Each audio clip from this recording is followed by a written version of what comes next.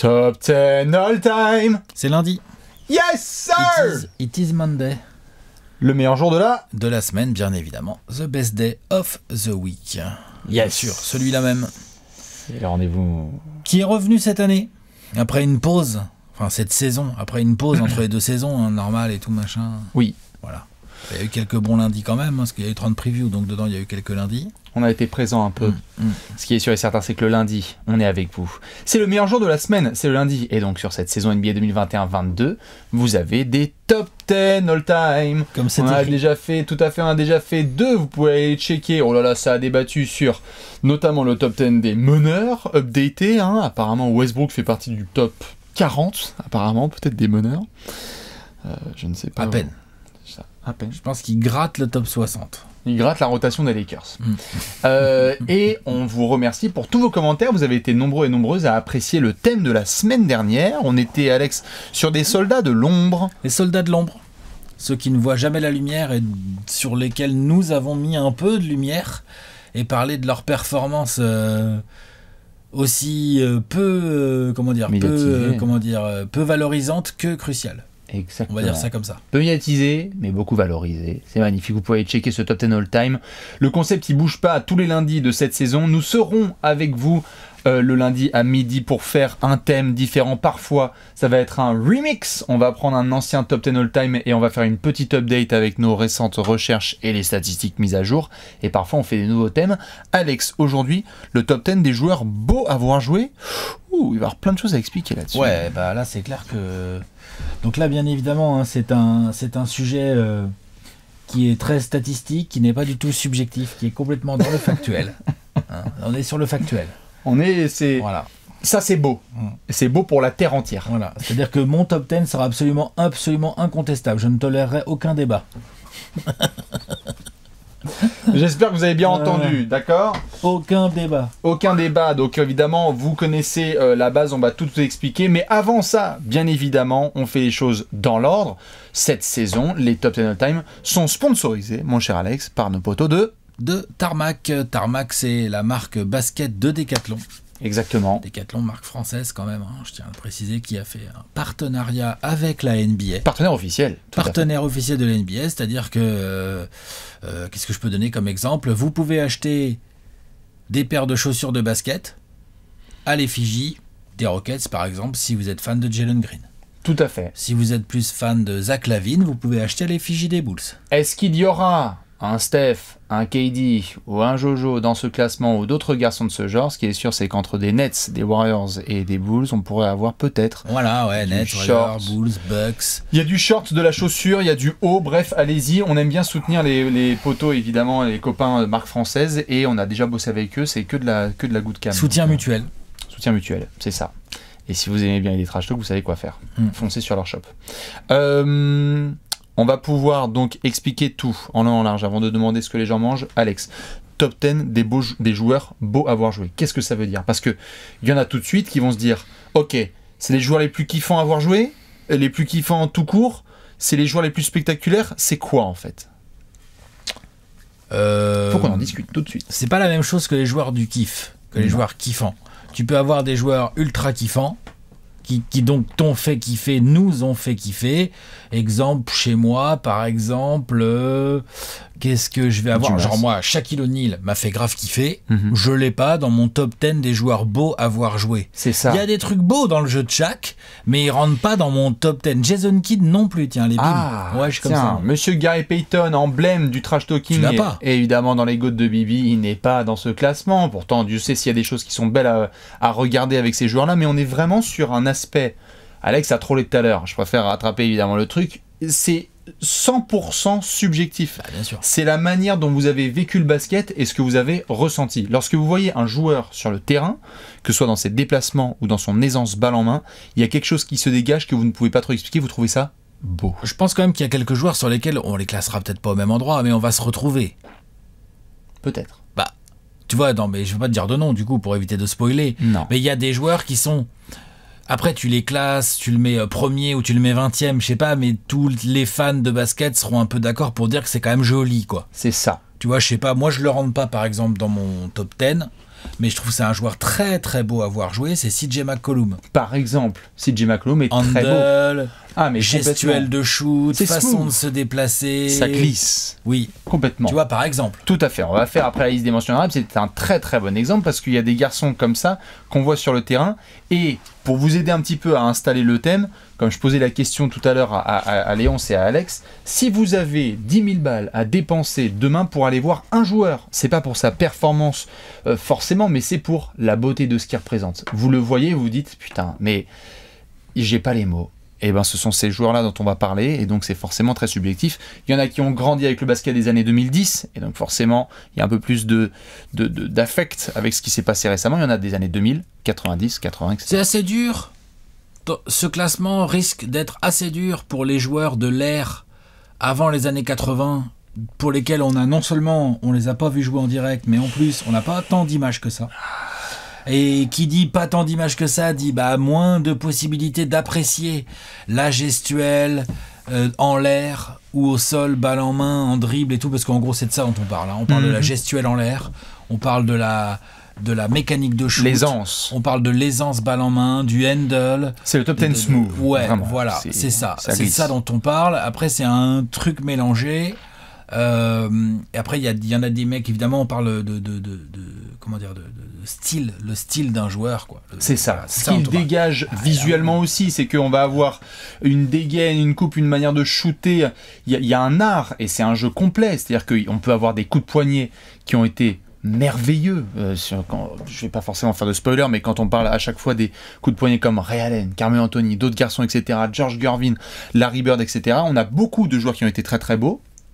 Et donc c'est chacun ses goûts. Il y en a qui vont dire ce shoot est dégueulasse. Le Skyhook de Kareem Abdul-Jabbar, c'est magnifique. Est-ce que c'est un des joueurs les plus beaux à avoir joué ? J'avoue qu'il va me falloir une panoplie un peu complète aussi, moi, de trucs beaux. C'est ça. Une panoplie complète de trucs beaux, c'est ça que je veux dire. Et puis comme en parlait Léon tout à l'heure, parce qu'on a débattu ensemble, un joueur comme Tim Duncan, par exemple, quand on est dans l'exécution des fondamentaux, pour certains, c'est robotique, mais pour d'autres, putain, qu'est-ce que c'est bandant. Ouais, j'avoue, mais bon, quand même, c'est un peu chaud à mettre dans les beaux à voir jouer, quand même. Eh bien, c'est ton avis. Bon, faut arrêter, quoi. On aura l'occasion d'en débattre. Juste pour terminer, évidemment, sur cette définition de ce top 10 all-time, n'oubliez pas d'ailleurs de balancer toutes vos suggestions dans les commentaires, parce qu'on récupère tout dans un fichier.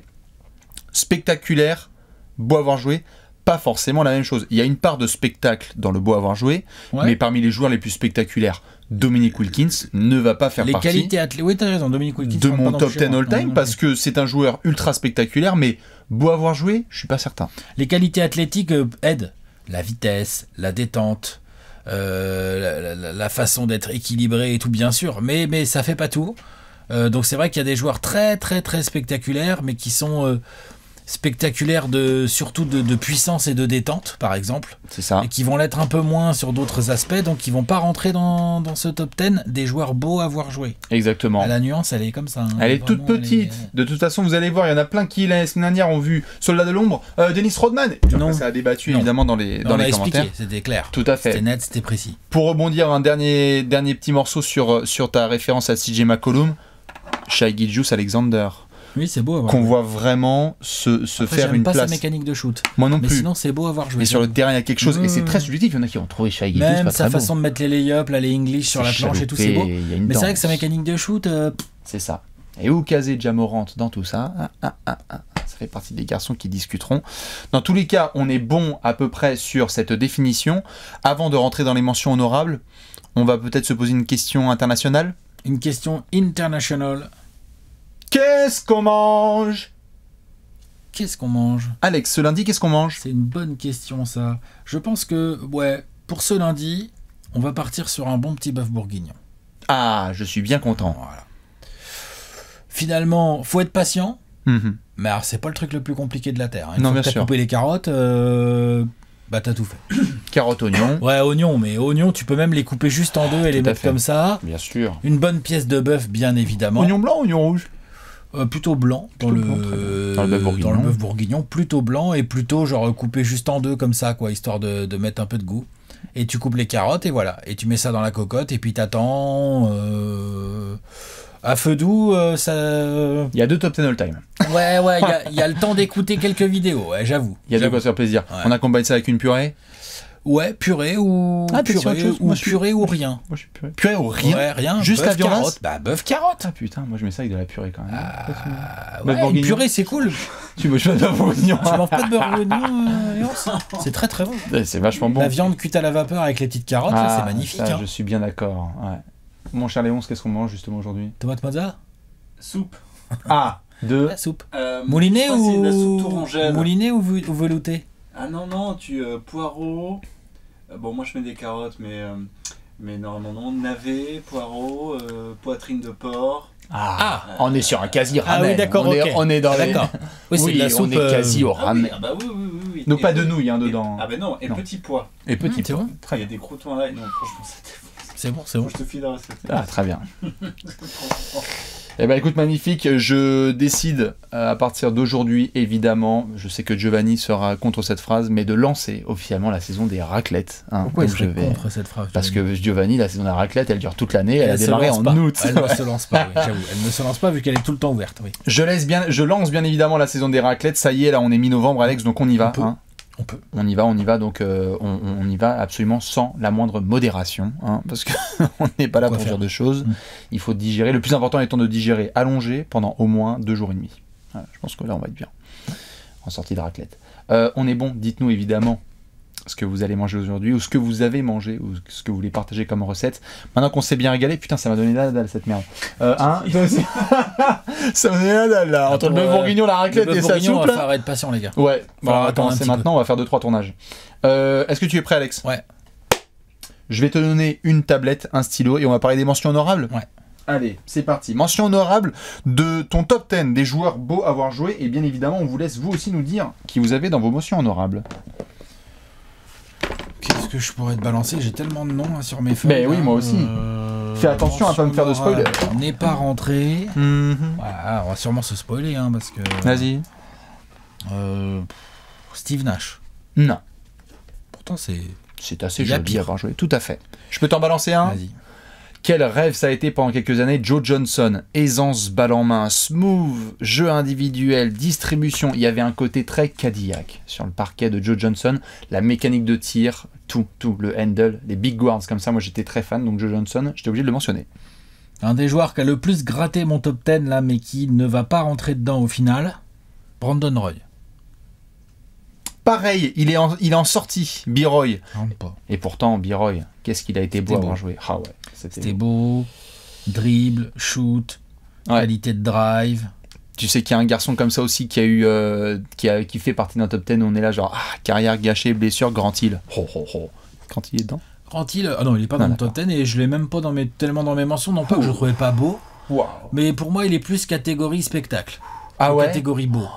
Smooth. Ouais, Grant mais Hill, quand même, Pistons, fin des années c'était- 90. Bah justement, c'était très quand même, c'était smooth et en même temps, c'était très puissant, très bestial. Je dis pas que ça empêche d'être beau, je dis juste que ça enlève des choses. LeBron James n'est pas dans mon top 10 moi. Hein. Non, tout à fait. Pourtant, je le trouve magnifique à regarder. Hein. Tout à fait. Mais il est très spectaculaire, il a une qualité de passe absolument hallucinante, un dribble pour son gabarit, enfin, c'est un délire.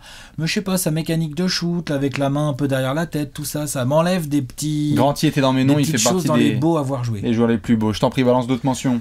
Je n'ai pas réussi à rentrer Vince Carter non plus pendant qu'on est dans les gens délicats. Spectaculaire, mais beau à avoir joué. Bah oui, beau, Oui, oui, bien sûr. mais pas dans les 10. est-ce que ça rentre, voilà, exactement. Putain, c'est marrant. Là, tu m'as pas trop spoilé, donc je suis content. Nick Van Exel. Oh, les gens qui ont connu Nick the Quick. Mais alors, tu sais que Nick the Quick sur le terrain, la petite papade gauche, qu'est-ce qu'il était beau à avoir joué, du handle, du shoot. C'était vraiment beau. Quand tu vois un petit shoot de Nick Van Exel ou une contre-attaque, tu sais qu'il va se passer une dinguerie. C'est pas que spectaculaire, c'est aussi fluide. J'ai pas rentré Deron Williams, mais tu sais que j'y ai pensé très très fort parce que l'autre, avant qu'il aille bouffer des kebabs, moi je trouvais magnifique le Deron de Utah, là, le chaloupé, là, le Deron un peu follant, tu le vois pas venir et tout. Cette catégorie de meneurs là, avec des gros boules, là, je les ai toujours bien kiffés. Là, Deron Williams, Baron Davis, tout ça, là. Tous ces mecs-là, tu les vois pas venir et tout d'un coup, boum, ça part dans tous les sens, ça dribble bien, ça shoot bien, ça fait des pures passes. Mais ça rentre pas hein, dans mon top 10, mais c'est des joueurs beaux à voir jouer. Hein. Bien évidemment, monsieur Jamal Crawford, qui pendant des années a été sublime, balle en main. Jamal Crawford sur le terrain, c'est l'extension. La balle, c'est le mec. Il faisait des dingueries, il était beau, ça glissait tout seul. Isolation, bon, bah alors là, tout ce que tu veux. C'est pas que spectaculaire, c'est aussi juste Bon, bah c'est un hooper, comme on dit dans le jargon basket. C'est vraiment un basketteur pur. Donc c'est de la beauté. J'étais obligé de faire une dédicace à Jay Crossover. J'hésite, Vas-y, je t'en prie.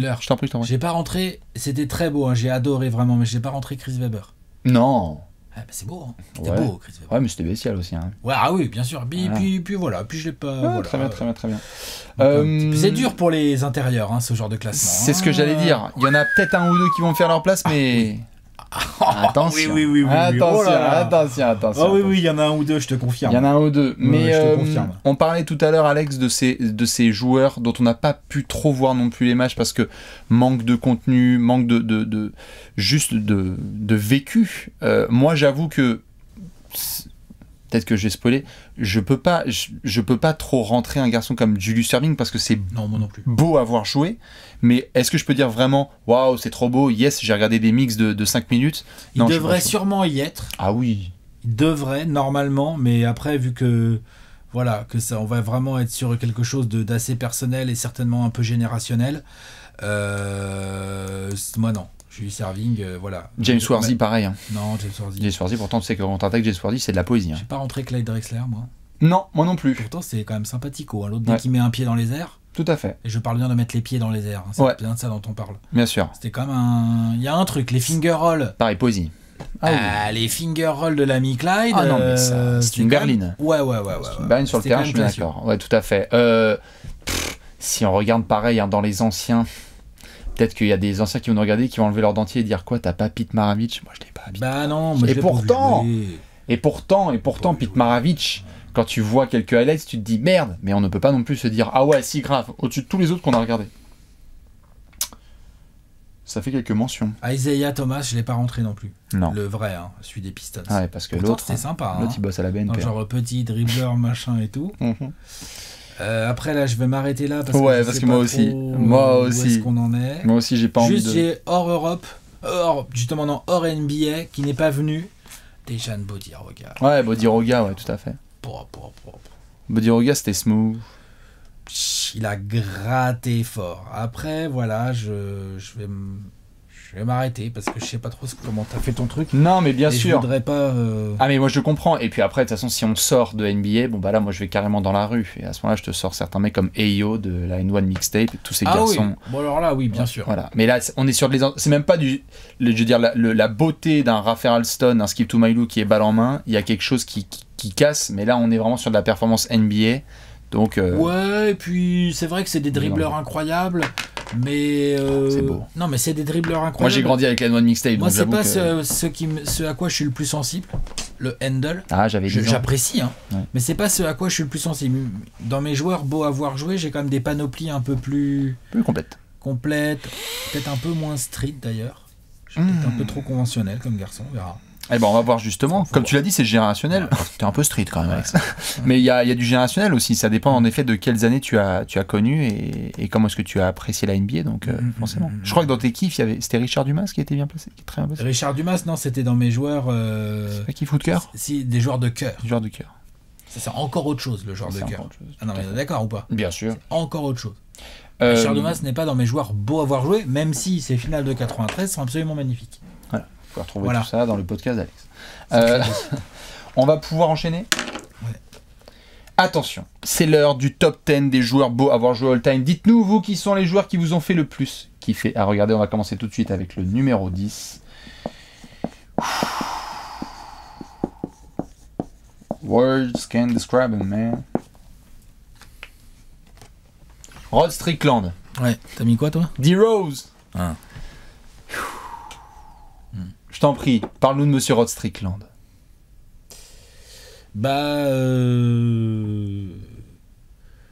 Quand Bastien va mettre Kyrie Irving en 1, on pourra tous discuter de Rod Strickland et de dire qu'il avait un papa qui s'appelle... que Kyrie Irving a un papa, que c'était un peu Rod Strickland. D'ailleurs, c'est son parrain, non? Ouais, il y a un lien... C'est son parrain, mais il n'y a pas de lien de... Ouais. Ils sont pas allés à Foire du Trône, hein, par contre. Je pense qu'ils ont dû un peu bosser ensemble sur le... Il n'y a pas de lien de parenté direct. Hein. Mm-hmm. C'est son parrain, mais je crois pas qu'il soit genre son oncle ou des conneries comme ça.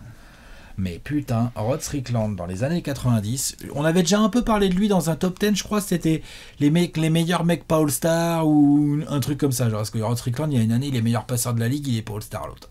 Il met 18 points par match, fait 10 passes, et il est pas All-Star. Non, t'es gentil, mais non. Bref, voilà, il y a des scandales, il y en a plein d'autres, ça pourrait faire l'objet d'un top 10 d'ailleurs. Non, Rod Strickland, wow, y a pas... Bon, moi je l'ai vu jouer un peu. Mais pas tant que ça finalement, parce que c'était les années 90 et il a jamais joué dans des équipes si fortes que ça, et c'était encore une époque, les années 90, où quand même ce qu'on voyait le plus c'était ou des highlights ou quand même principalement des matchs de play-off. On voyait un peu de régulière mais pas tant que ça. Donc finalement Rod Strickland tu le vois pas tant que ça. Vous avez quelques vidéos sur YouTube pour celles et ceux qui n'ont jamais vu Rod Strickland, franchement avec les Spurs ou les Bullets. À la passe c'est un grand malade. Il y a cette passe en pleine contre-attaque là où il tourne le poignet comme ça, il y a un mec qui arrive pleine course, c'est une passe complètement folle. Il y a le côté handle, chaloupé, dribble, vitesse, alors, finition avec la planche en pénétration, les English, les effets, je me protège avec le cercle, j'évite les gros et tout. C'est vraiment très très beau, c'est vraiment le meneur, 1m85, rapide. Ça sent la rue, tu vois, c'est pour ça que pour le coup le jeu de Strickland ça sent la rue à plein nez. Bitume, hein.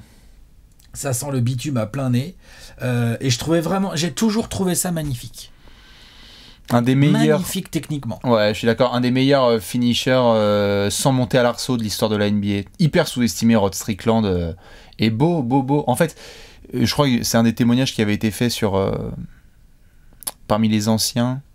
Muggsy Bogues était une des références en termes de pression tout-terrain dans les années 90 avec Mookie Blaylock et compagnie, qui disait... Mookie Blaylock, ouais, Atlanta, si vous ne connaissez pas. Tout à fait.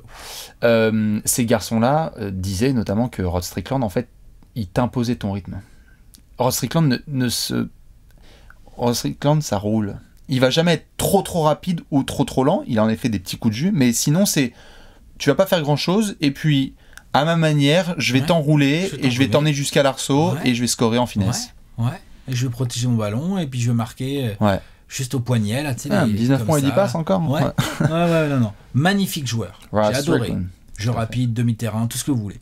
Allez regarder, c'est la rue dans les années 90, Rod Strickland. D-Rose, c'était ma mention en 10. Le bonheur. Derrick. Putain. Parce qu'en fait, rien que pour le début de carrière de Derrick Rose et pour ce qu'il a montré, et même encore aujourd'hui, quand aujourd'hui Derrick Rose rentre en jeu et qu'il met des coups d'accélération et des petits spin moves, moi, il y a un frisson.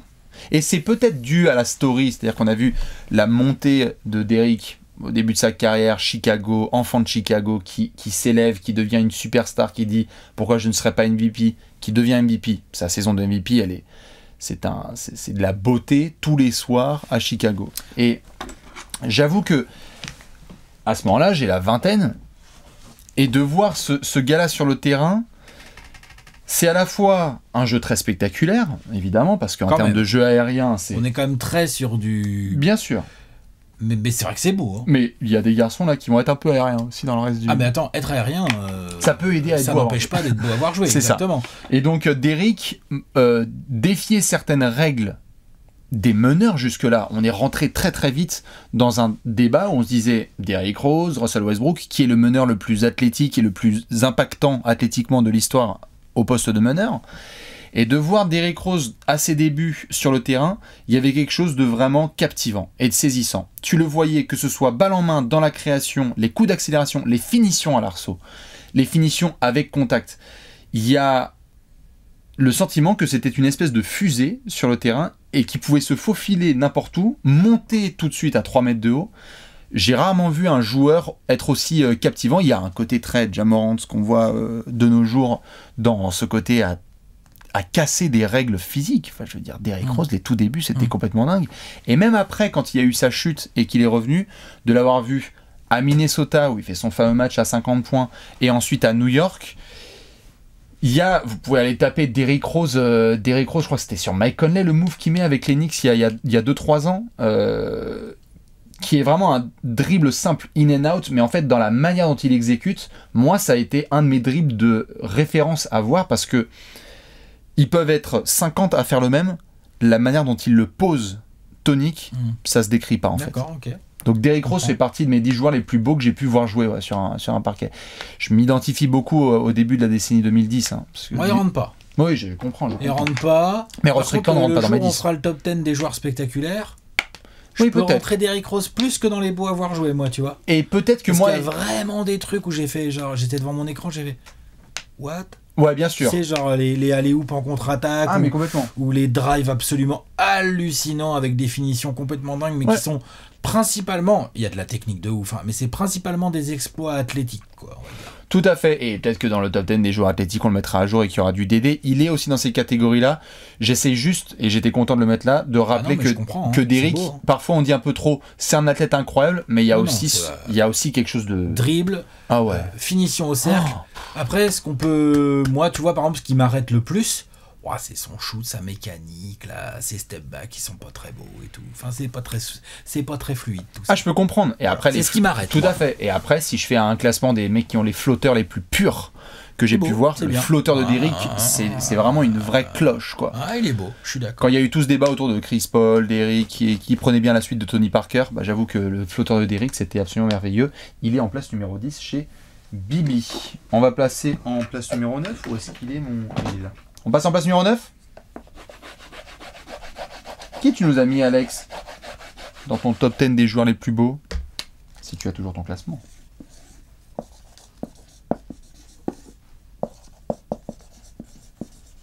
Voilà, quart d'heure, Homer.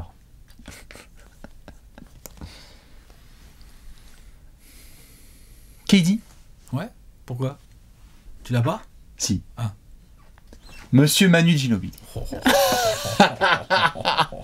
J'étais obligé de la placer. Bien sûr que si. Vas-y, parle-nous de Kevin Durant. C'est sympa, Manu Ginobili. Ah bah putain.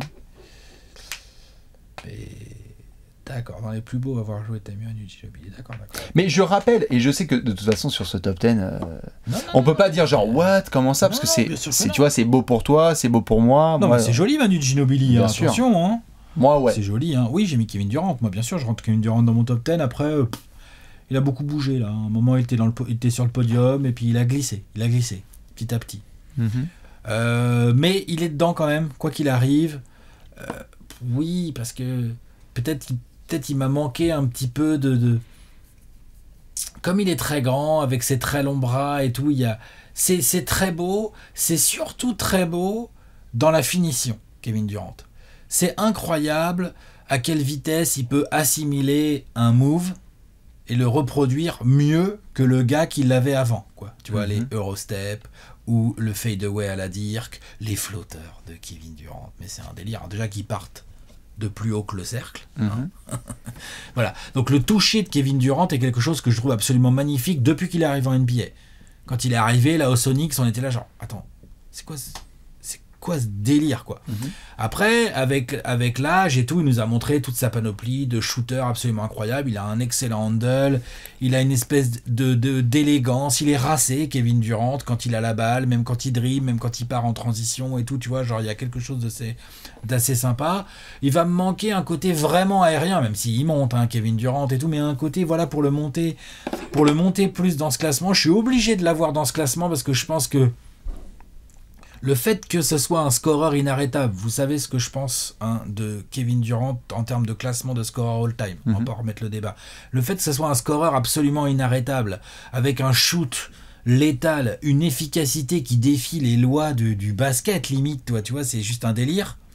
Et que en plus, ce soit beau à regarder, ça c'est quand même une performance assez incroyable.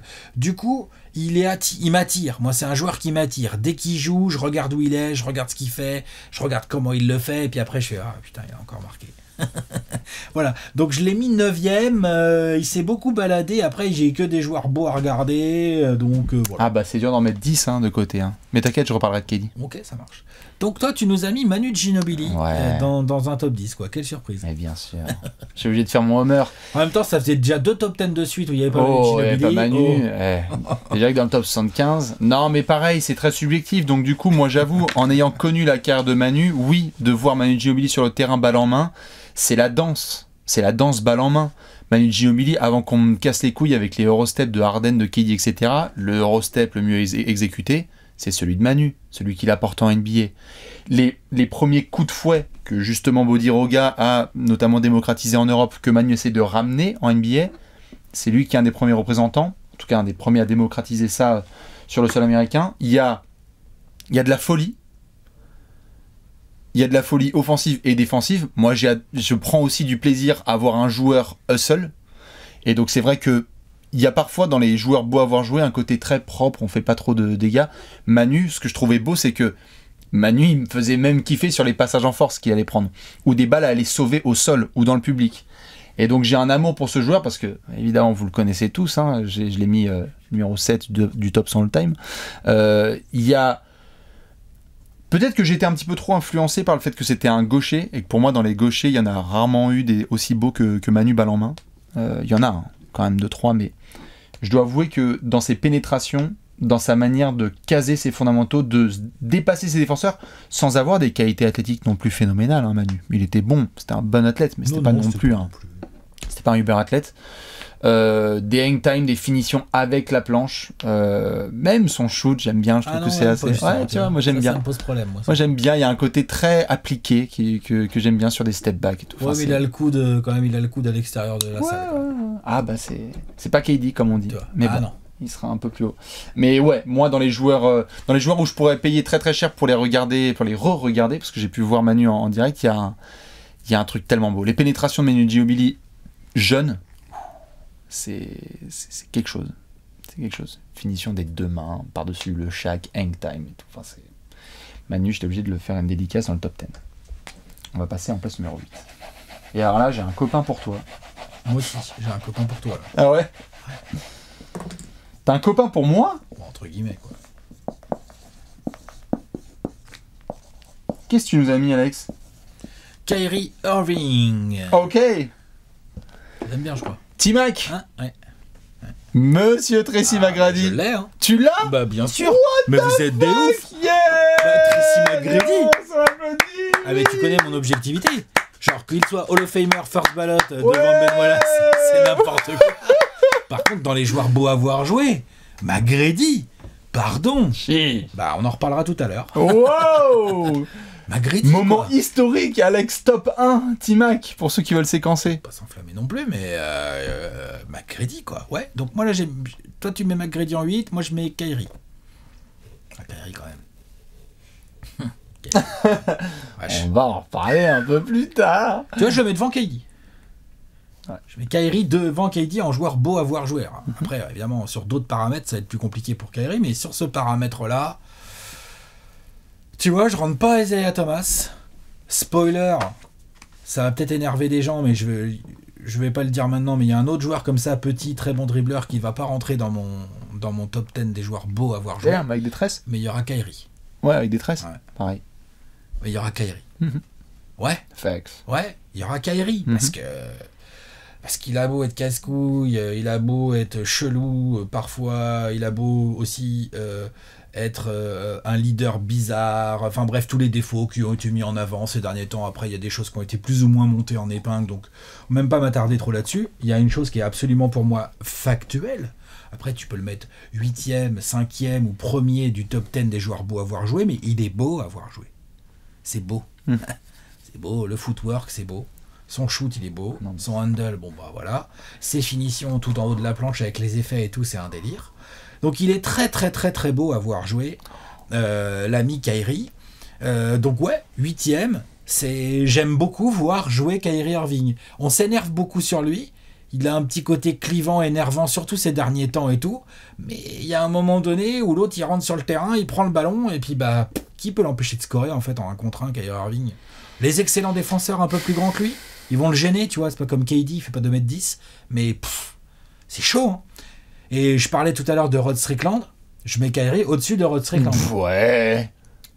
Bah, c'était beau Rod Strickland aussi, ouais, on en a moins vu. Et on aurait Rod Strickland aujourd'hui. Franchement, on serait genre, mais what the fuck, mais t'as vu la dernière contre-attaque de Rod Strickland, enfin bref. Donc non, c'est pas le cas. Mais ouais, Kyrie Irving, 8e, handle, smooth, footwork, attitude, facilité à mettre le panier, quel que soit un peu le type de finition qui va lui être demandé. On parlait de flotteur tout à l'heure, Je crois qu'il a un assez bon flotteur. De quelle main on parle? Donc voilà, c'est un délire. Wow. C'est Kyrie Irving, il est 8e chez les joueurs beaux à avoir joué chez moi. Donc toi, t'as mis T-Mac. Ouais, T-Mac. T-Mac est dans le top 10. Merde. Mettez un peu de respect sur Tracy McGrady en termes d'aisance smooth operator. Je vais citer KD, qui a notamment utilisé T-Mac comme modèle avec lequel travailler son jeu, auprès duquel travailler son jeu. Quand tu grandis dans les années 2000, moi je suis tombé sur T-Mac, j'ai entre 10 et 18 piges. Donc c'est T-Mac.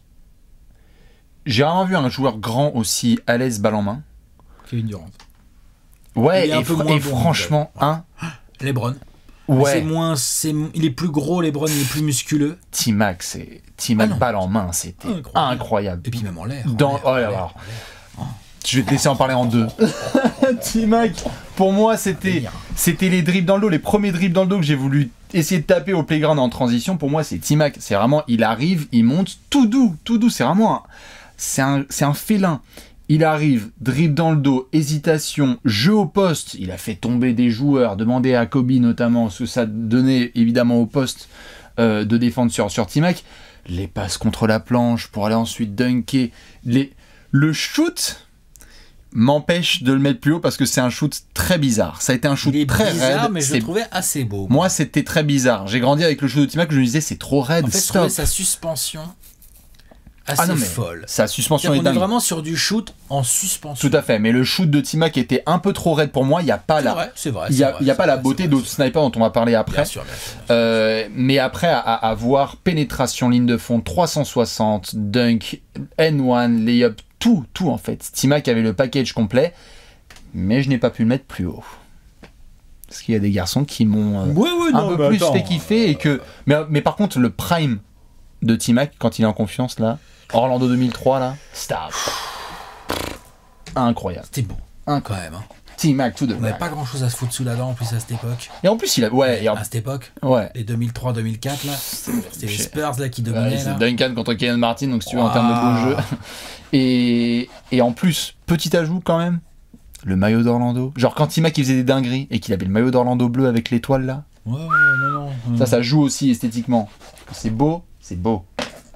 Place numéro 7.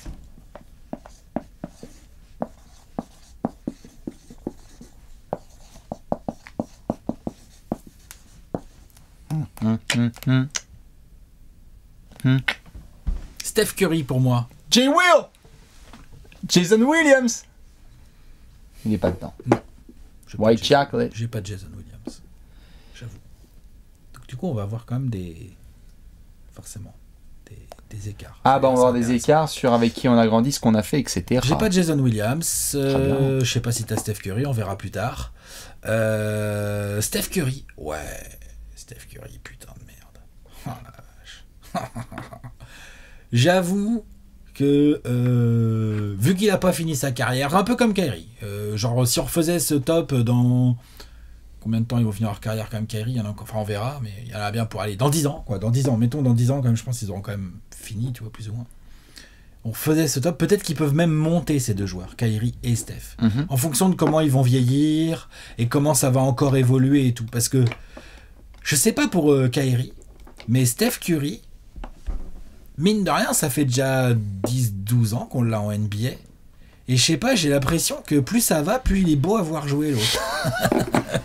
L'autre, d'année en année, c'est de mieux en mieux en fait. C'est un truc de fou. Donc évidemment, il y a son shoot qui est absolument incroyable, qui est une gestuelle magnifique, qui est exécutée avec une vitesse et une précision complètement folle. Il y a son jeu sans ballon, un de ces quatre, on fera un top 10 sans ballon. Je pense que Steph Curry, il aura son mot à dire dans ce genre de classement. Et puis il y a son handle, main gauche, main droite, les flotteurs, les échauffements.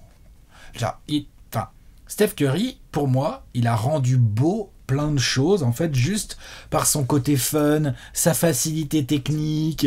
Bon, on a fait le top 10 des meneurs il n'y a pas longtemps, on en a déjà parlé, donc je vais pas... Voilà, je pense que l'esthétique qu'il a amené globalement dans le basket est absolument incroyable. Et que moi, pour le mettre plus haut, il me manque deux choses. J'ai besoin de voir jusqu'au bout sa carrière déjà. Tu vois, pour juste voir un peu comment il continue de vieillir et comment il devient encore plus beau. Et puis potentiellement, ça reste un sport aérien, le basket, et Steph Curry, tu vois, c'est pas le plus aérien de tous. Un peu comme Kyrie d'ailleurs, c'est des mecs, ça va, ils ont de la détente, c'est des beaux athlètes, c'est pas le sujet, mais quand il se passe des trucs en l'air, c'est quand même un truc de fou aussi quand il se passe des trucs en l'air. Donc du coup, voilà, je les garde par là. Kyrie, Steph, j'avais du mal à départager, je les ai mis côte à côte. Très bien. Et donc toi, oui, voilà, Jason Williams, j'avoue, putain, je l'ai pas rentré parce que... Mais non, mais passé. Eh ben t'inquiète, on est sur un top 10 subjectif. Pas rentré, ouais, mais je l'ai... c'est pour ça que je l'ai pas cité dans les mentions, parce que je me disais qu'est-ce qu'il a fait, est-ce qu'il l'a rentré, est-ce qu'il l'a pas rentré. Il est rentré. Il est en place numéro 7, Jay Will, dédicace à ma Kings Nation. Oh là là, Jason Williams, fin des années 90, début des années 2000. White Chocolate, meneur, balle en main, tu vois ça? C'est tellement beau que ça te fracasse le crâne. Pareil, sur ce classement, quand j'ai essayé notamment à y penser, je me suis rappelé qu'est-ce qui m'avait tellement touché en tant que jeune fan de NBA qui m'a poussé à aller sur le terrain derrière. Jason Williams, moi je me forçais à essayer de regarder le plus possible, parce que j'ai commencé à regarder tôt la NBA, mais vraiment au début des années 2000, les Kings, parce que quand Jason Williams est sur le terrain, même s'il n'a pas la balle, en fait, je le regarde. Parce que j'aime trop ce qui se passe autour de lui, parce qu'il a quelque chose qui est complètement renversant. On a dit que c'était la suite de Pete Maravich. On a essayé de savoir justement qui pourrait prendre la suite de Pete Maravich et Jason Williams. Il y a cette magie balle en main. Il y a un handle qui fait qu'on l'a classé très très haut, je crois. Et on fera peut-être une update du top 10 des meilleurs ball handlers de l'histoire de la NBA. Mais Jason Williams, t'as l'impression qu'il fait partie de cette rare caste, et je crois que c'est le seul dans ce classement à dire la vie c'est un jeu. La vie c'est un jeu. C'est pas grave si on perd le match. Est-ce que juste on s'est éclaté? Est-ce que c'était beau? Lui, il gagne les matchs. Ouais, sauf que lui il gagne les matchs, tu vois. Mais il y a Steph. Mais il y a tout à fait, il y a Steph. Il y a vraiment le côté genre, allez vas-y. Ouais, tout à fait, on y va, mais il s'applique quand même. Non, mais bien sûr. Jay Will, il y avait un côté genre. Pas assez, ça on le voyait aussi. Jay Will, il allait fumer une clope au temps mort, tu vois. Enfin, je veux dire, il allait ouvrir une bière, il allait dire, les gars, c'est quoi le score? C'est vraiment cette aisance, main droite, main gauche, les stop and go, demandez à Gary Payton. Il a encore mal au cervical. Wow! Il a encore mal au cervical. Les fins de dribble, les fins de passes. Comme ça. Pourquoi il Qu'est-ce qui se passe? Fin de dribble, fin de passe, finition, sa finition. Après ce move-là sur Gary Payton, il faut juste, pour faire plaisir au public, il faut faire les ciseaux avec les jambes juste pour que le poster il soit beau. Ce sont des posters entiers Jason Williams. Et donc oui, j'avoue, quand je grandis et que je vois Jay Will, c'est la même époque si tu veux que Eminem aussi qui explose. Donc on a vraiment des babtous qui sont en train de faire des dingueries dans deux départements particuliers de l'entertainment. Et là, en l'occurrence, Jason Williams, je n'arrivais pas à le sortir de mon top 10. C'est un coup de cœur total en termes de beauté de jeu. Et alors, rend fou total, Jason Williams. C'est-à-dire que deux actions après, il prend un shoot complètement casse-croûte et c'est la merde. Mais, trop de beauté. En fait, les pics de beauté de Jason Williams font qu'il doit rester dans le top 10 pour moi. C'est comme ça. On va passer en place numéro 6.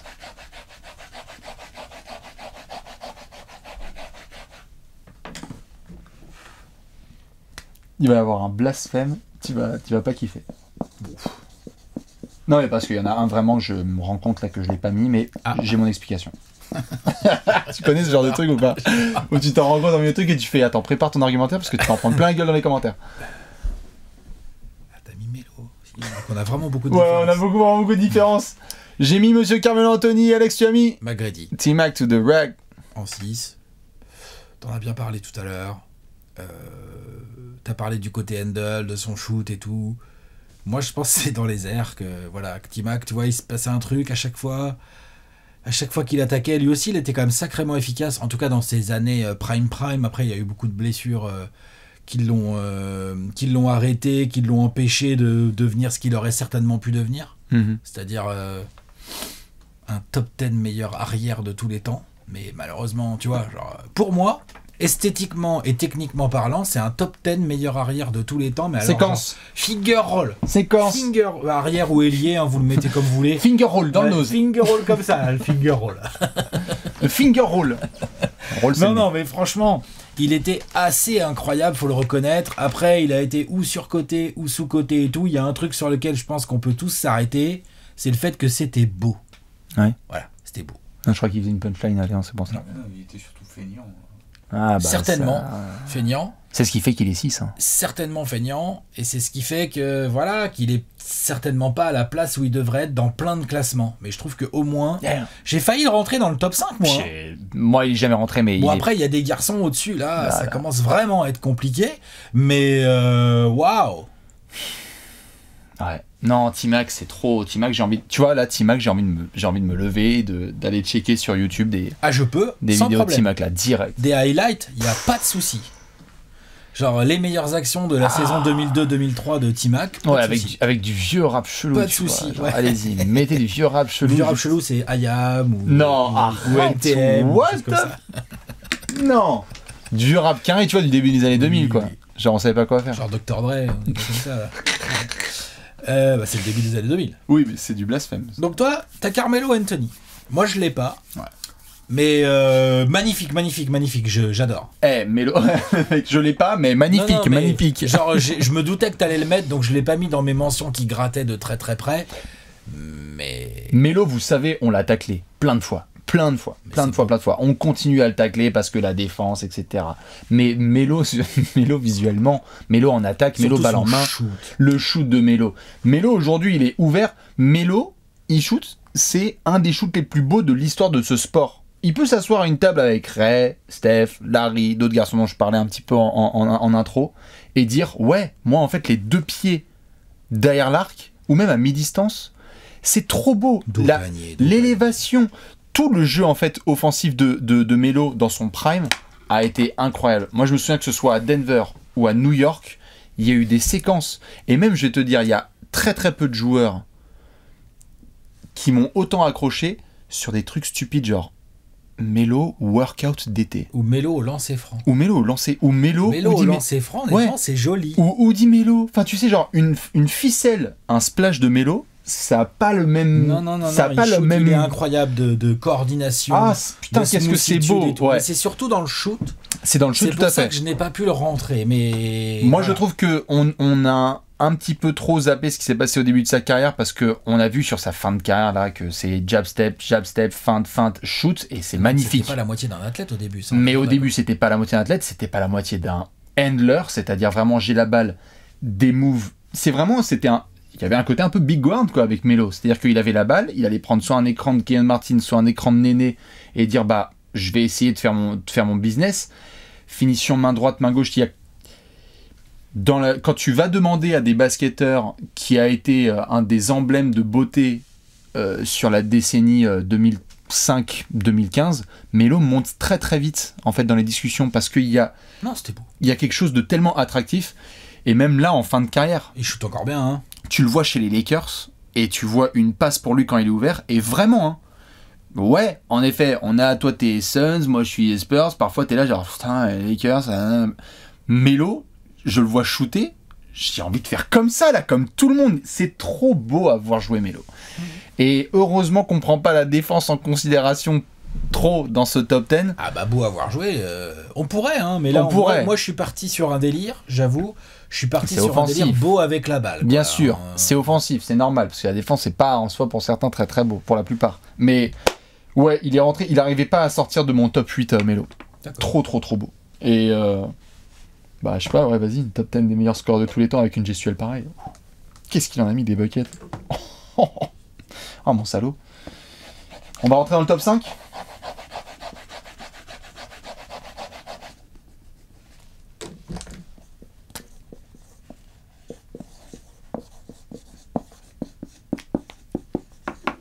Ça va être un non-cours ça.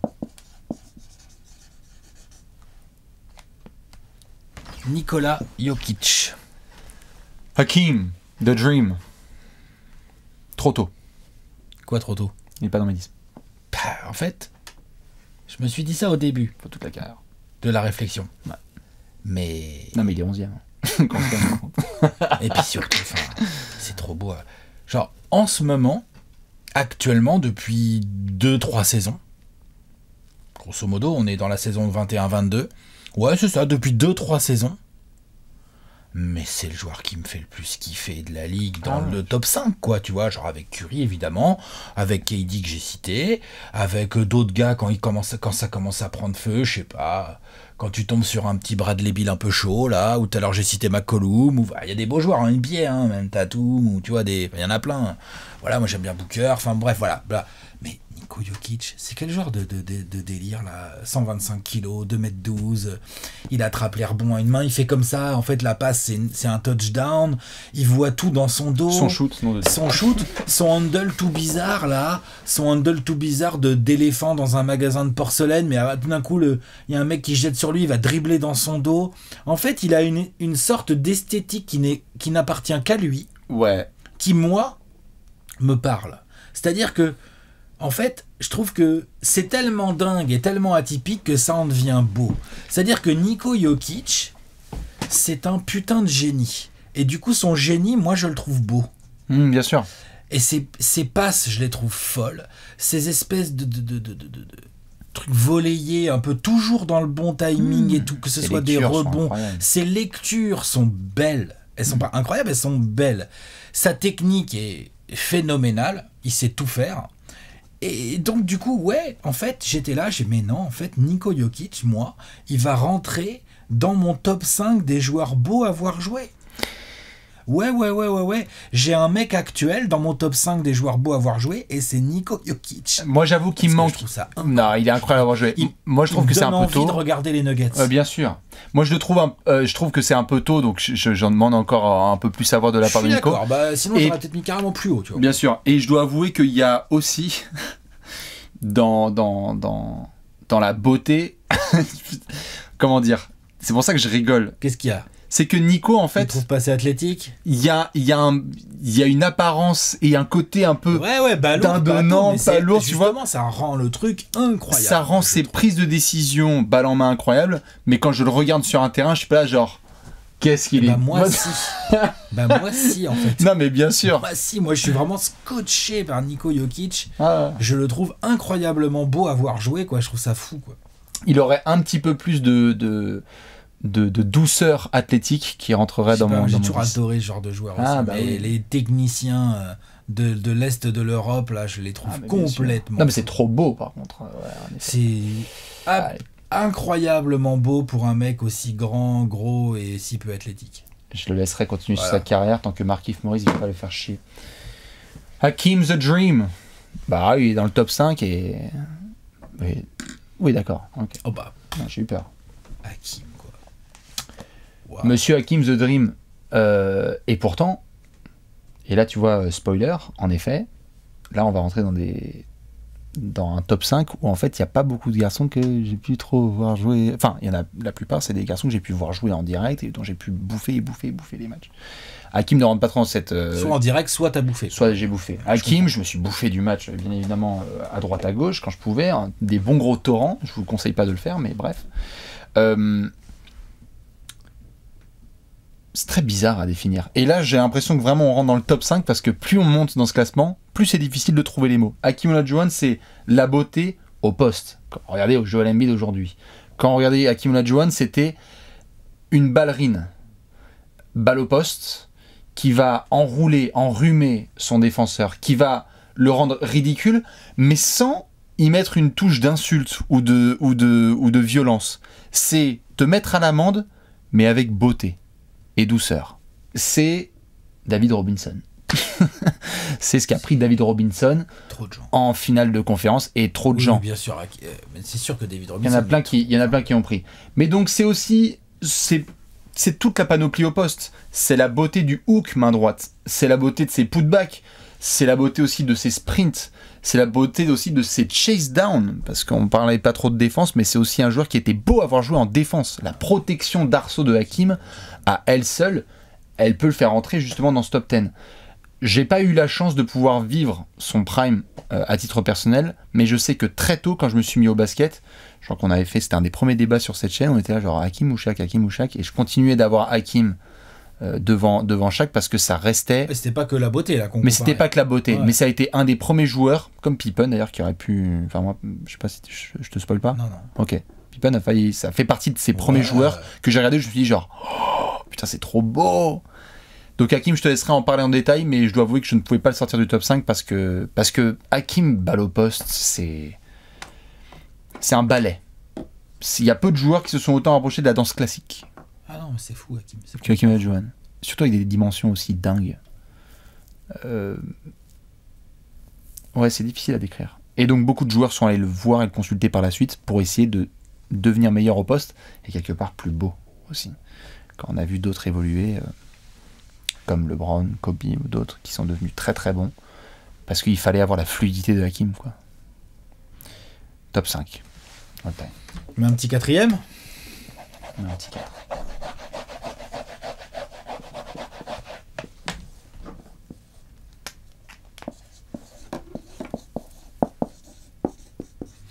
Kobe. Kobe pour moi en 4. Steph. Tu l'as, Kobe? Tu verras. Tu verras. Quand tu verras, tu voudras. Kobe, ouais. Kobe, Hein? Ok. on peut dire ce qu'on veut, mais qu'est-ce que c'est beau avoir joué Kobe quand même. Après, dans l'absolu, c'est tellement fou, tellement parfait en termes de gestuelle, en termes de footwork. L'athlète est complètement dingue. Il l'a toujours été parce qu'il avait des qualités athlétiques de base quand même qui étaient extrêmement sérieuses. Et en plus, il les a extrêmement bien entretenues tout au long de sa carrière et tout. Donc lui aussi, il a réussi à... Il y a plusieurs Kobe, quoi. Quand tu étudies un peu la carrière de Kobe, tu vois bien qu'il y a plusieurs Kobe dans le jeu. Il y a comme beaucoup de grands joueurs, quoi. Il y a le petit foufou du début, surathlétique, machin et tout, qui est déjà très bon techniquement. Puis petit à petit, au fur et à mesure du temps, la technique, il en a de plus en plus besoin, donc il la bosse. Et donc là, on se retrouve avec les fade-away au poste qu'il a quand même copié sur peut-être un autre joueur dont on va parler dans ce top 10 également. Non, mais c'est vrai, tu vois. Peut-être. Peut-être. Éventuellement, il y a Kobe dans les airs. Kobe dans les airs. Mais Kobe dans les airs, c'est quand même un gros délire. Il y a le côté spectaculaire et il y a aussi le côté c'était beau. Ouais, d'ailleurs, je peux parler au passé, malheureusement, de Kobe, parce que, dans tous les sens du terme. Hein. Ouais, exactement. Mais Kobe qui prend appel d'un côté d'un panier et qui atterrit de l'autre pour faire son petit reverse main gauche, c'est complètement fou, ça, tu vois. Ou les lignes de fond, quand il arrivait même encore à dunker sur la tronche des mecs, alors shoot à 3 points main gauche. Du panier, il shoot. Enfin, son shoot est beau à Kobe. Alors, les choix de shoot, on peut en discuter. Non, mais son shoot en lui-même, il est beau.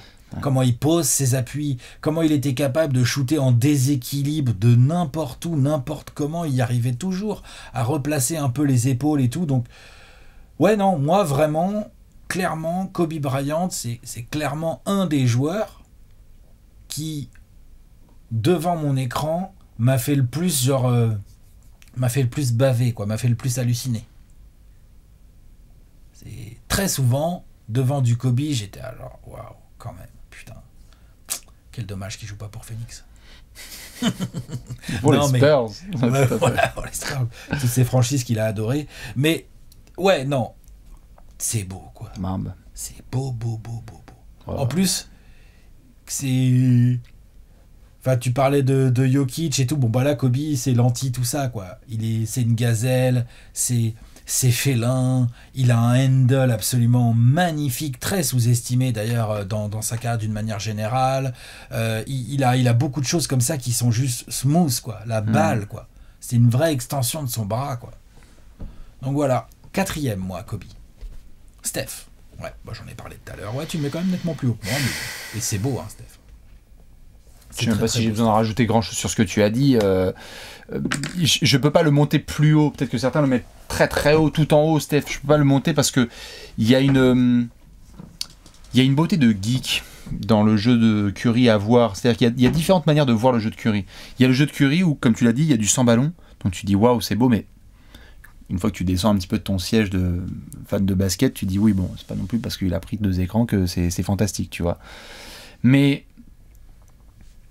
Steph a tellement bossé sur son jeu que esthétiquement on a atteint un tel niveau. Tu parlais des échauffements, c'est quand même complètement dingue d'avoir réussi à événementialiser les échauffements de ce type. Parce que c'est beau ce qu'il fait. C'est beau. Et moi quand j'ai été à Auckland, beau. Tout à fait. Et quand j'ai été à Auckland et que j'ai été le voir jouer, tu es obligé de prendre part à ce truc. Tu prends part à l'échauffement de Steph Parce que c'est trop beau, parce que la courbe qu'il a développée sur son shoot atteint une sorte de perfection. Tu te dis... Le fouetté, tout. Tout, le fouetté. Tu te dis, si il fallait atteindre la courbe idéale sur chaque shoot, je pense que Steph l'a étudié et s'est dit, il faut que j'atteigne cette perfection-là. Et donc, c'est comme une sorte d'artiste, de génie, comme tu parlais pour Jokic, qui essaye de rester à son paroxysme le plus longtemps possible dans sa carrière. Et donc, oui, 2016, Steph, c'était plus que spectaculaire, c'était plus que pyromane, c'était beau, c'était magnifique de voir Steph rayonner comme ça. Combien de joueurs ont autant rayonné sur un terrain? Combien ont autant fait sourire les gens c'est sûr. sourire les gens et les coéquipiers? Tu vois Draymond qui était halluciné, Steve Kerr qui était comme ça, Klay Thompson, il n'en pouvait plus. De voir Steph et sa carrière, je continue de le dire, c'est peut-être une des plus grandes chances moi que j'ai pu avoir, n'ayant pas pu connaître les carrières complètes en direct de garçons dans les années 80, 90 et avant, mais waouh, Steph c'est... Ouais, je pense que si demain on me dit fais découvrir le basket à quel point c'est kiffant à quelqu'un, je pense que je mettrais Steph très très haut dans cette liste. Il est top 5 des plus beaux joueurs que j'ai pu voir sur un parquet de basket. Même quand il est pas bon au shoot, c'est trop malin. Il fait des déplacements qui vont créer la différence, et rien que sur ces déplacements, tu peux avoir quelque chose d'assez unique. Donc Steph est 4e, mais il n'a pas sa place sur le podium. On y vient au podium d'ailleurs. Et si vous l'avez mis podium, vous en avez le droit. C'est un top 10 subjectif.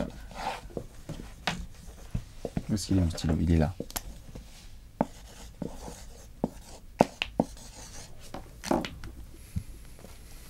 Kate.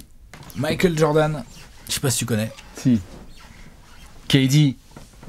Que j'ai rentré sur mon KD, podium. tu l'as podium, toi, carrément. Ouais. Magnifique. Ouais. Non, mais je te comprends, j'aurais pu. Ah putain, j'ai envie de pleurer, putain. KD. Ah, KD. Vas-y, parle de Jojo. À côté de Kobe.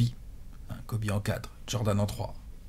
Un peu comme Kyrie et Curry. J'ai eu du mal à les... Je l'assume, j'ai du mal à les départager d'un point de vue esthétique. Donc je mets quand même un peu Michael devant parce qu'il m'a plus marqué, parce qu'adolescence et tout. C'était un grand malade.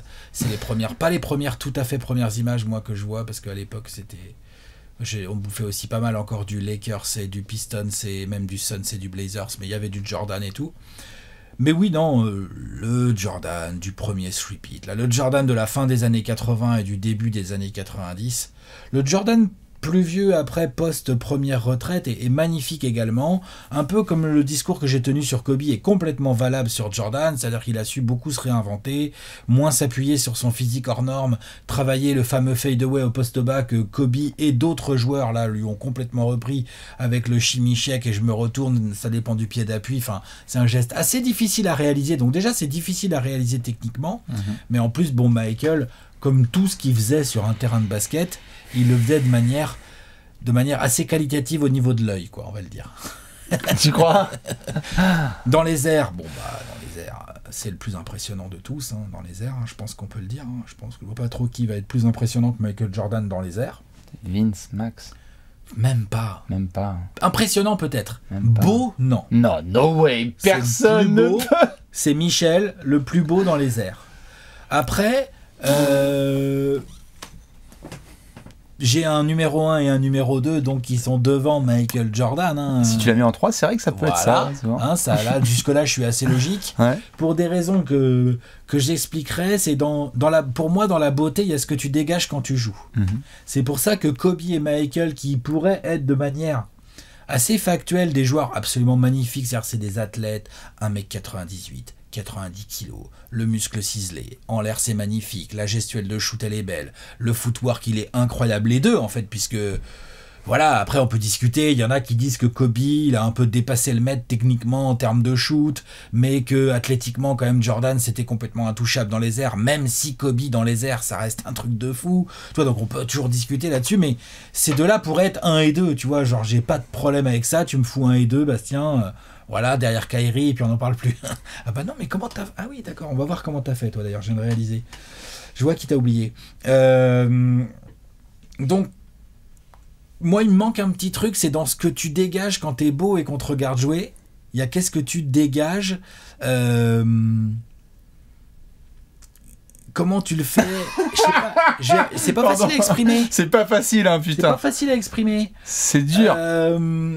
Ce que tu dégages, c'est-à-dire C'est-à-dire que Michael, Il y avait- est-ce qu'il y avait a un côté bestial, ouais, trop puissant, compétiteur, trop puissant. bestial, puissant, qui est incroyable et qui me permettrait de les mettre dans les joueurs beaux à voir jouer, dans les joueurs spectaculaires, dans les meilleurs athlètes de tous les temps. Tu vois, je peux les classer dans plein de bordel. Ouais. Mais 1 et 2 peuvent être dans d'autres classements aussi. Attention, mais et voilà, c'est plus dansant, c'est plus chantant, ça me parle plus à l'œil, moi. Voilà. Mais bon, voilà, Kobe Michael, hein, ça sort pas du top 5. Hein. Voilà. KD, bon bah KD normal, hein. Pouah, quel joueur celui-là. J'aurais dû peut-être le mettre plus haut, moi. Tu vois, je regrette déjà. J'ai mis combien, moi? J'ai mis 9. 9. KD et podium. Ouais. Il a été 2 pendant un moment. Mais il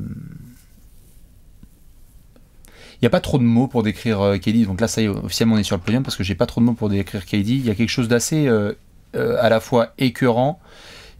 Très peu de joueurs en fait me font autant secouer la tête et en même temps kiffer. Écœurant, c'est un bon mot hein, pour décrire KD. Ouais, moi il m'écœure, mais écœurant. tu vois, mais c'est pas écœurant, genre faut que j'éteigne, faut que j'arrête Non, l'écran. Tu te mets à la place du défenseur. Ouais, je me mets à la place du défenseur. Et en fait, on parlait tout à l'heure de Melo au lancer. Moi, KD, je pourrais avoir shooté, genre. KD à mi-distance, je pense que je pourrais avoir shooté en loop, tu sais, comme les vidéos de Sem là, pendant 10 heures. Je peux regarder KD shooter à mi-distance, tout le temps. Le one leg de dire qu'il l'a pris, le mec, il l'a rendu limite encore plus beau. Ah, bah bien sûr. Genre. Ah, mais c'est pas limite, Qu'est-ce que tu veux faire limite. Un spot-up de Kevin Durant où quand KD remonte la balle sur une aile et qu'il commence un peu à, tu sais, qu'il a le hop dribble, et qu'il commence à sauter comme ça et que tu sais pas s'il va t'emmener ligne de fond ou s'il va pull-up à 3 points, il y a un truc visuellement tellement beau. Beaucoup de gens ont écrit, américains, sur le dernier parcours de playoff et sur son retour de blessure. Merci de nous avoir redonné Kevin Durant parce qu'après tendon d'Achille, moi j'avais hyper peur qu'on puisse pas avoir un joueur aussi beau rejouer au basket. Il y a quelque chose de quasi pas humain parce que ce mec fait plus de 2m8, plus de 2m10. Enfin, je dirais, il fait entre 2m10 et 2m12 selon la street, quoi. Et dans ses déplacements, rarement on a vu un joueur aussi grand être aussi fluide. On dirait vraiment une Cadillac quoi, sur le parquet. Son élévation, tous les petits détails du jeu en fait. S'il part épaule baissée, la manière dont il va se redresser comme un I, c'est magnifique. Je sais pas s'il y a autant de joueurs qui peuvent se dresser aussi bien. Melo par exemple, pour autre situation, T-Mac pendant des moments. Ray Allen aussi, qui était dans des mentions. Non mais tu vois, Ray Allen. Tout à fait. Dans le genre je shoot droit comme un I. Tout à fait. Mais avec KD, il y a un côté très...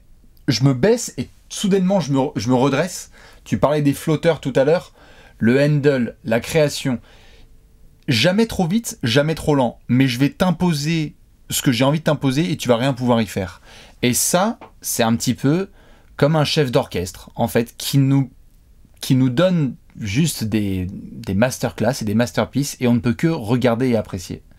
Il y a vraiment des matchs qui m'ont laissé bouche bée de Kevin Durant. Sur les derniers playoffs, moi je voulais faire une statue pour PJ Tucker quoi. Je pense que le mec il devait rentrer, il devait pleurer parce que tu ne peux rien faire et c'est pas tu ne peux rien faire et donc il y a ce côté très incisif de Jordan et Kobe genre yes non c'est tu peux rien faire et en plus c'est beau, c'est doux KD c'est smooth et on parlait avec Melo du bruit de la filoche mais quand KD met un swish je sais pas il y a une sonorité qui est différente c'est smooth c'est trop smooth donc ouais, moi j'ai réalisé sur le chemin, je savais qu'on allait tourner ce top 10, j'étais là genre... pas raide.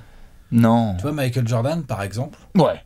Son shoot, tu parlais du shoot de T-Mac, Michael, un peu mieux que T-Mac à ce niveau-là, mais quand même un peu raide. Un peu raide. Ouais, bien sûr. Par exemple, Kobe, je trouvais ça moins raide que Michael. Tout à fait. Tu vois, d'un point de vue technique. Moi, ça fait partie des choses qui font que Michael Jordan, bon bah je le mets quand même sur mon podium, faut pas exagérer, parce que l'autre il m'a quand même fait kiffer des nuits entières, on va pas se mentir, mais c'est surtout pour son truc dans les airs incroyable quoi, Michael Jordan. Son shoot est magnifique, mais ne m'a pas... Ok. Moi, ne m'a jamais transcendé. Moi, KD, ça m'a plutôt transcendé par la perf, il le met quoi, putain. Moi KD son shoot me transcende, ouais, j'avoue. Je sais pas. KD, il me transcende, son shoot aussi. Moi, c'est dans les airs qui me fait moins Oui, voilà. qui me fait moins rêver. C'est pour ça que j'ai pas pu le monter aussi haut que toi, par exemple. Mais ouais, il est pas humain. Pareil, hein, quand j'étais à Auckland, tu le vois, tu te dis, Non, il est pas humain. il y a plein d'humains autour, mais lui, il est pas trop comme les autres. Podium. Qu'est-ce qu'on fait? On met un numéro 2 ou quoi? Généralement après le 3, ouais. Comment est-ce qu'il a fait? Qu'est-ce qu'il fait?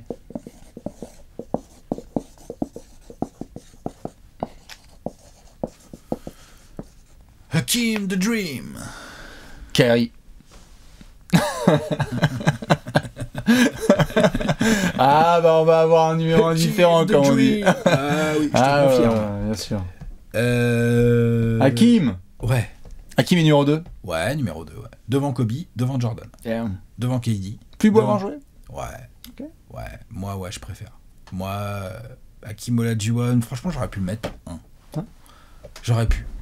Parce que, oh oui, bon, bah évidemment, il y a le footwork. Donc au niveau du footwork, pour moi, c'est intouchable. Dans l'histoire NBA, c'est intouchable. Je peux pas. Il y a des mecs qui ont bien taffé, hein. Kyrie Irving, je crois qu'il a un petit footwork un peu sympa. Notamment. Michael Jordan, petit footwork. Hein. Kobe, c'est des garçons sérieux en termes de footwork, tu vois. Mais non. Non. Là, l'autre, t'as dit le mot ballerine? C'est ça. C'est une danseuse étoile, ligne de fond, pas ligne de fond. Sa façon d'enrouler au moment de la réception de la balle au poste et d'enrouler tout de suite son défenseur en tournant sur lui-même pour arriver soit à dunker, soit à mettre de l'autre côté. Le mec n'est pas là en fait. C'est incroyable. C'est incroyable. Visuellement, moi j'ai toujours trouvé ça absolument fou, Hakim Olajuwon au poste. Sans parler du fait que son toucher, j'ai toujours trouvé ça incroyable aussi. Tous ces petits hooks ou ces push shots là à 3-4 mètres. Putain, c'est tellement dur à réaliser en fait un push shot là. Donc c'est des shots où tu fouettes pas quoi, tu pousses la balle. Parce que justement ça te permet de dégainer plus vite et d'éviter les contres. Donc c'est souvent un truc de grand, mais pas forcément. T'as parlé de ses contres. Les contres sont incroyables de Hakim Olajuwon. C'est beau les contres d'Hakim Olajuwon. Les contres en deuxième rideau d'Hakim Olajuwon. Hakim Olajuwon qui poursuit un petit meneur en contre-attaque là pour lui mettre sa race. Le déplacement de Hakim Olajuwon, c'est incroyable. Donc le mec est stylé. Le mec en termes de footwork, c'est juste fou. Il y a le côté grand. Donc pour un corps pareil, c'est encore plus fou, je trouve, d'avoir autant de footwork. C'est d'autant plus difficile de se déplacer aussi fluidement et tout. Donc ouais, non. Trop smooth, trop fluide. C'est trop beau en fait, Hakim Olajuwon. Genre, tu vois, aujourd'hui, ah ouais, moi tu me mets des mixtapes de 40 minutes de Hakim Olajuwon Ouais, au tu poste, regardes, ouais, de ouf. y a aucun C'est problème. trop bizarre. C'est un des rares mecs des United où tu peux faire genre, mettez-moi à manger là. Il n'y a aucun problème. Ouais, pareil. Mais aucun. Et tu as parlé de ce qu'il a fait à David Robinson. Facts. Bien évidemment. Bon, ça, c'est très très sale. Hein. Mais il l'a fait à tout le monde. Tout le monde a pris la sauce. De 85 à 96, 85-6 à 96, tout le monde prend la sauce. Ewing, Shaq. C'est la sauce. Tous. C'est vrai, hein. Ewing Ils prennent et Shaq, la les pauvres. sauce. Ewing qui est de la même génération qu'Olajuwon, l'autre, il a pris la sauce pendant 15 ans. Là, il est devenu Kojal. 15 ans, il a pris la sauce. Et donc, et tu en as parlé aussi, voilà. Et la plupart des grands joueurs se payent du Hakim Olajuwon. Ils payent pour que Hakim Olajuwon, LeBron James, Dwight Howard aussi, Giannis, qui c'est qu'on avait vu aussi qui est allé prendre des petites leçons avec des grands joueurs, des mecs qui techniquement sont déjà des gens très très sérieux. Il vient de quel pays? Pardon, vas-y. Nigeria. Non, il vient de quel combo? C'est volley et foot. C'est important aussi pour ces garçons-là. De but. Ouais. Et il était très fort au volley. Ouais, comme Joël. Au volley. Tu crois qu'au filet. Ouais, je crois qu'il est un peu gênant. Je crois que ce genre de joueur est un petit peu gênant. Ouais. Non. C'est ça. Non. Alors tiens, regarde. Non. Je suis pas Mutombo, mais quand même. Donc voilà. Non. Hakim the Dream. Numéro 2. Franchement, c'est tellement beau. J'aurais vraiment pu le mettre en 1. Ouais, mais c'est vrai qu'après, j'ai un 1 qui m'est peut-être très personnel. J'en sais rien. On va voir. Kyrie, bah oui, ça je savais. Je suis étonné d'ailleurs que tu le foutes pas en 1. Parce que tu le sais que pour moi, c'est. Bah oui, c'est pour ça. Ouais. Je pensais que tu allais le mettre en 1. À la question posée en tout début d'émission, quel joueur je pourrais payer 10 000 balles pour aller regarder jouer? Kyrie. Moi, ça me foudroie là qu'il ne puisse pas jouer en ce moment. Kyrie est dans son prime et on peut même pas en profiter. Bah, en même temps, c'est pas de notre faute. Kyrie, pour moi, c'est. Il est blessé. Ouais, il est pas d'accord. On va dire. Blessé, ça marche aussi. Mais ouais, mais Kyrie, c'est tellement indescriptible. les coups de chaud de Kyrie Irving ont été peut-être les moments qui m'ont le plus ému en tant que visuellement fan de basket. Ah non, c'est sûr que c'est... Il y a humiliation, balle en main et scoring, la beauté du tir, la beauté du respect des fondamentaux. Donc il y a à la fois un côté totalement de la rue, donc main droite, main gauche, finition à l'arceau, utilisation de la planche, hang time, mais de ce qu'on a vu entre Cleveland, Boston et Brooklyn, mais c'est n'importe quoi. C'est n'importe quoi. Kyrie m'a fait vivre des soirées où je me suis dit, mais je pensais même pas que ça pouvait être aussi beau, ce sport balle en main. Et pourtant, je me suis foutu des N1 mixtape dans tous les sens, mais là, il y a à la fois donc cette street et en même temps ses fondamentaux. Donc, il y a eu beaucoup de comparaisons avec Kobe dans ce footwork, travail, dos au panier, la façon dont il gère son tir, création de nouveaux moves, les feintes qu'il a fait. Il n'y a aucun joueur dont j'ai regardé autant des mixtapes que Kyrie Irving. No way. Tu me parlais de 40 minutes là de Hakim, je pourrais me bouffer 2 heures de highlights de Kyrie Irving là. Et je pense qu'un des trucs que secrètement j'attends le plus, c'est malheureusement à la fin de la carrière de Kyrie Irving, le plus gros mix qui existe. Si Kyrie, il y a un mix sur lui et ses plus belles actions, je crois que je regarderai ça dans le noir pendant genre 2 jours.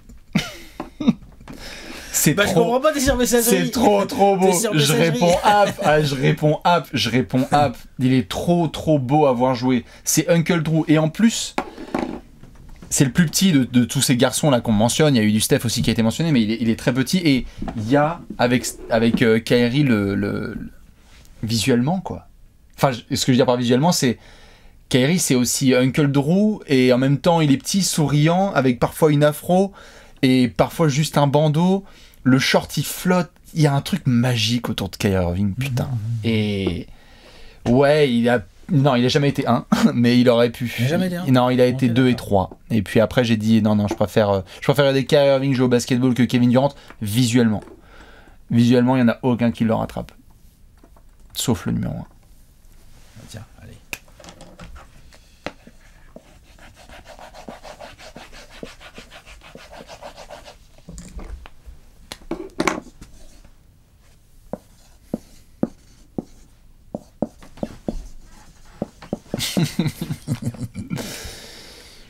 Je vais m'expliquer. Toi, t'as mis Magic Johnson. T'as oublié Kobe. Toi. Non, j'ai pas oublié Kobe. J'ai mis Jojo, entre parenthèses Kobe. T'as pas Magic dans tes listes, toi? Non. D'accord. Non. D'accord, bah écoute, pourquoi pas. Hein. Ok. Je rebondis avant que tu nous parles de Magic Johnson. Bah écoute, moi perso, évidemment, c'est un beau joueur à regarder, Magic Johnson. Ça va 2 secondes. Regarde l'autre qui se marre. Moi j'ai toujours trouvé le shoot de Magic dégueulasse. Ça va. J'ai toujours trouvé le shoot dégueulasse. Il est incroyable sur contre-attaque. Il est pas dégueulasse son shoot. Oh, moi j'ai trouvé. Il est pas dégueulasse. C'était pas un sniper. C'était pas un shooter en extension. Premièrement, j'ai essayé de limiter énormément les joueurs que j'ai peu pu voir. Donc à titre perso, si je mets notamment Mike / Kobe, c'est parce que j'ai pas envie de te mentir, j'ai pas pu non plus regarder des dingueries sur Jordan au fur et à mesure. Enfin, quand même. Je me suis bouffé beaucoup Jordan, de Jordan. On peut tout voir, hein. Quasiment, enfin pas tout, mais genre, et donc je me suis bouffé un maximum de matchs. Ah. Par contre, ce qui était clair, c'est que de ce que je voyais et comparé avec Kobe, c'est que esthétiquement, il y avait des ressemblances. Oui, c'est pour ça que tu as dit 4 et 3. Ouais, tu confirmes. Tu en parlais tout à l'heure, c'est qu'entre les places 4 et 3, t'es obligé un petit peu de les lier. Moi, je les ai mis à la même place parce que j'ai vécu la carrière de Kobe et donc j'ai l'impression un petit peu, par procuration, d'avoir vécu l'esthétisme que pouvait apporter Jordan. Donc, sur le côté purement consommateur de highlights ou match. Mais t'es pas dans la même mouvance que le direct. Parce que quand tu vis une carrière a posteriori, c'est jamais pareil que quand tu vis une performance, mais tu sais pas ce qui va se passer. Quand tu regardes un match en replay, limite tu sais déjà le score. Enfin, tu sais ce qui s'est passé. Tu dis tiens, je vais regarder les 55 points de Jordan, mais tu ne sais pas forcément ce qui va se passer. Donc je regrette moi de ne pas avoir vu ça. Par contre, lorsque tu te bouffes du Jordan, j'ai pas besoin de revenir sur tout ce que tu as dit. Dans les airs, personne vient le chercher. Le côté félin, personne vient le chercher. Il est trop beau et des deux côtés du terrain. Pareil, les contres sont beaux de Jordan. Les recoveries de Jordan sont incroyables. Le compte sur Ewing, les interceptions, le compte sur Ron Mercer à 2 mains sur la planche. Il y a, et même sa posture, la posture de Jordan, il dégage quelque chose qui, de la même manière que KD, ne semble pas humain. Il y a un truc un petit peu d'iconique. La posture de Jordan défensivement sur Kukoc avec Team USA en 92, il y a quelque chose de beau, tu vois. La manière dont les joueurs essaient de défendre ou le gimmick que Kobe a récupéré, tu sais, des 2 mains comme ça, là, sur le short, à une délancée en mâchant son chewing-gum, il y a quelque chose de trop beau avec Jordan. Ça, c'est ce que j'ai pu voir autour de lui. J'ai vécu, par contre, oui, une grosse partie de la carrière de Kobe, et donc, esthétiquement, moi, c'était ma référence. C'était ce qu'il pouvait avoir de plus beau. C'est difficile d'avoir des shoots plus beaux que celui de Kobe, hein. Bah, t'as KD éventuellement. T'as KD, t'as Melo, t'as Curry, Ray Allen. Mais tu vois, avec Kobe, il y a un truc vraiment de tout le fouetté que je trouvais suprême. Au lancer, Kobe, c'est automatique. Les shoots main gauche, main droite, footwork. Même les dunks. Le double pump de Kobe. Le dunk ligne de fond à Minnesota. Ou des hang time où il passe entre 4 joueurs des Spurs. Il a vraiment cassé des codes et m'a montré que le basket pouvait être de l'art, en fait. Et je suis obligé de les mettre tous les deux au même spot, non pas par oubli, mais parce que je ne peux pas, moi, dire « Ah ouais, vraiment, Jordan, c'est le plus beau », parce que j'ai pas l'impression d'avoir pu pleinement profiter de sa carrière. Donc, Magic, moi, j'ai pu regarder des docus, mais de là à dire « Ah ouais, clairement, c'est le plus beau que j'ai vu jouer », bah, j'ai l'impression de mytho un peu, tu vois. Parce que sinon, je me dis « Bah, ouais, j'ai regardé quelques mix de Clutch ou d'autres gars, etc., ou des documentaires, mais... » Je peux pas me permettre de faire ça, sinon c'est bullshit, quoi. Ok, je comprends. Et c'est pour ça que les mecs qui sont dans mon top 10, j'ai essayé de me bouffer au maximum Hakim, mais je pouvais pas le mettre plus haut. J'ai essayé de bouffer un maximum de Jordan, mais donc je le mets sur le même spot avec Kobe. Par contre, tout le reste, c'est du vécu. Du vécu, parce que c'est ce qui te transporte, en fait. Bah, moi, Magic, je l'ai pas vécu. Hein. J'ai vécu la fin de son prime. Et là, pourtant, direct, hein. Tout de suite. Et même encore aujourd'hui, il n'y a aucun problème, quoi. Pour moi, c'est ce que je trouve de plus beau dans le basket. Surtout qu'en plus, la beauté technique de Magic était complètement au service du collectif. Alors, je pense que c'est très perso, hein, mais moi, en tout cas, ça sublime encore plus ce qu'il était. Et je suis d'accord avec toi, son shoot... J'ai l'impression que Magic, c'est les contre-attaques, comme on aurait dit, Ray Allen, c'est le shoot. C'est pas que les contre-attaques. Non, mais tu vois, c'est le stéréotype. Voilà. C'est un cliché. C'est-à-dire qu'effectivement, je te confirme, sur transition, il n'y a pas plus beau que Magic Johnson. Et je suis d'accord. Et la transition, au basket, ça fait un paquet de paniers. Bien sûr. Et c'est hyper important. Donc déjà, la transition, ça, je pense que c'est réglé, c'est torché. Il n'y a rien de plus beau que Magic Johnson en transition. Non. Il voit tout, même ce qu'il y a derrière lui, à côté de lui, et tous les passes sont absolument incroyables. Ensuite, il y a le côté chaloupé. Il y a le côté... Moi, j'aime bien les joueurs atypiques. Donc, 2,05 m, meneur de jeu, un handle quand même assez fou par rapport à ce qu'il représente, un faux lent. Très rapide en fait, Magic Johnson. Quand tu regardes des matchs des années 80, des matchs des grands Lakers, quoi, je sais pas, 83, 84, 85, 86, bon 87, 88, la Magic, il est carrément dans son prime et tout. T'en as plein à disposition. Tu te rends compte en fait de ce que c'était Magic Johnson, de la vitesse qu'il imprime, donc de pourquoi il est aussi fort en transition, parce qu'il voit tout, qu'il fait des no-look passes, parce qu'aussi il allait plus vite que quasiment la plupart de ses adversaires directs. Ah, freak. Même les petits arrières en fait, tu vois. Bon, évidemment, les Isaiah Thomas et tout, c'était galère, mais sinon, en fait, il allait très très vite. Ensuite, les finger rolls, les touchés, les finitions de Magic, comment il dépose la balle dans le cercle. Tout ça en souriant, tout ça en faisant kiffer tout ce qui l'entoure. On parlait de rayonner avec Steph, difficile d'aller chercher Magic là-dessus. Hein. Ah, en rayonnement, ça va être compliqué d'aller chercher Magic. Et en fait, s'il rayonnait Magic, après il y a le sourire et tout, mais c'est principalement grâce à sa technique et à son côté smooth. Et pour moi, en fait, quand tu me dis, ouais, on va faire le top 10 des joueurs les plus beaux à avoir joué, c'est pour ça que je l'ai mis en 1. Parce que je me dis, ok, attends, c'est pas les joueurs du kiff, c'est pas forcément le joueur spectaculaire, genre de par sa détente ou sa puissance, comme on l'a bien expliqué. Tout de suite, j'ai mis Magic, en fait. Ah, mais je comprends. J'ai mis Magic, et parce que c'est le plus beau, parce que je trouve que, genre... S'il y a des anciens, tu vois, qui écoutent là et qui checkent... Et pas grand monde a vu jouer tellement Magic en direct, c'était compliqué, à moins d'habiter aux États-Unis. Bien sûr. Quoi. Ou des gens qui se sont vraiment farcis du Magic Johnson, tu vois, mais... moi, c'est pas en direct, du coup. Tout à fait. Ou qui vraiment se sont dit en replay, vas-y, je vais m'en bouffer plein, je vais devenir vraiment... Bouffé, j'imagine.